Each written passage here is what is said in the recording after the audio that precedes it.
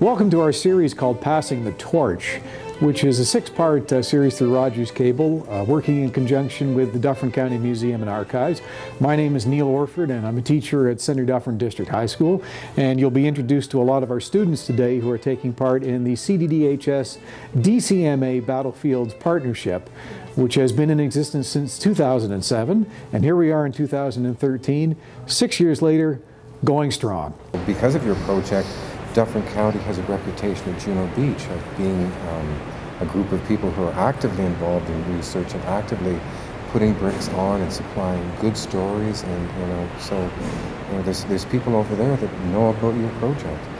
The students being directly involved with an actual veteran has been really a useful part of the project, because we can talk about war, but we have not experienced it, and there's something, like anything in life, experience brings a whole new dimension that we can't give them in the archives. These veterans that they've worked with, the ones that are still alive, were proud again, and they certainly told other veterans and other veterans' family about the pride they felt after kind of being forgotten, I would say. So the word of mouth on this has been incredible, and certainly in the legions and the people that we meet are veterans who are not involved. And you're at now, is it above 6,000 that you have in the database? It's 5,200. 5,200. Yeah, growing from Ken Wallace's original list, which referred to, which I think had about 800 veterans. So it's and the amount of women, and certainly we research their medals, their battles, and that's where your students have really done a great job at putting records into perspective of reality. Yes, you got a medal for this, but why? Or what was the Battle of Ypres all really about? And it's been great. Well, I'm so happy. We've renewed the partnership again, and we're off to Juno Beach in Normandy in November, and we're excited, as we say. Why don't we go downstairs and see what the kids are into downstairs, and maybe hear their side of the stories. And it's interesting for me because every one of those kids downstairs will come back from this trip a different person. Yeah, that's certainly my observation. After they come back is an important part as well, because they have lived history, and you're never the same after you do that. That's terrific. Wayne Townsend, curator of the Dufferin County Museum, thank you so much. Thank you, Mr. Orford. It's about getting the students involved in the history and making sure that they remember.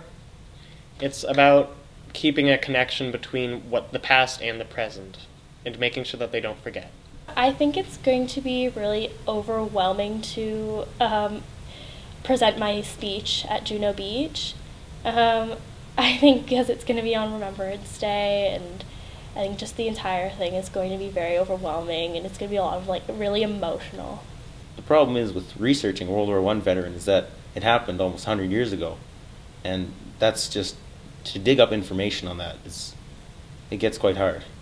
I think what I've learned from the research that I've conducted is that wars don't just affect the people who are in them. It doesn't just affect the soldier that died. It doesn't just affect the family that surrounded them. It affects that neighborhood. It affects that community, that town, that city, that province, that country. It's not just one little occurrence. It's a huge ripple in our history. I think it's going to be amazing. I mean, a sort of culmination of a year's worth of activity, and in a different country. It'll feel like it'll be a culmination, as I said, a climax of all that we've done. I've actually learned a lot. I think that the coolest thing about this project is being able to make connections between what we learned in history class and in real life. Like, you learn that it's not just words in a book, that it's actually happened. I've learned quite a bit. Well, I think it kind of sums up how terrible but honorable war is. So, for example, my veteran, he got tachycardia, which is a heart murmur, and his brother was shell-shocked. But they served their country honorably and very well. My name's Andrew. My veteran's name is Emerson Greer, and the largest challenge I've encountered about doing this project is just trying to find the family members that he is related to, and just trying to find that information, and even parts that the family themselves didn't know that well, like his rank and everything. I'd have to do extra research to try and find that information. We know the Dufferin County veterans, by and large, came home and went back to their regular lives after both the First and Second World War. They didn't tend to tell their stories in any kind of narrative way. So we can't produce here in Dufferin book called the Dufferin County Military History. What we can produce, though, are interesting little vignettes, which is what the students are doing through the Dufferin County Virtual War Memorial.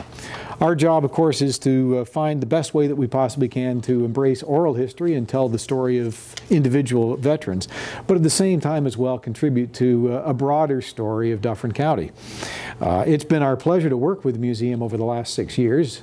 The partnership began in 2007, and here we are in 2013, and we're about to embark on our third a voyage to Normandy, to the Juno Beach Center, where each of the students will be honoring their own veteran and presenting a memorial brick on a kiosk at Juno Beach in November.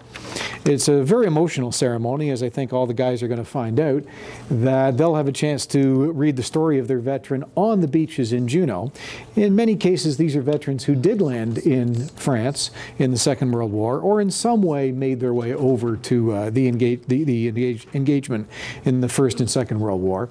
What we're always very, very moved by is the opportunity to tell history in its real context.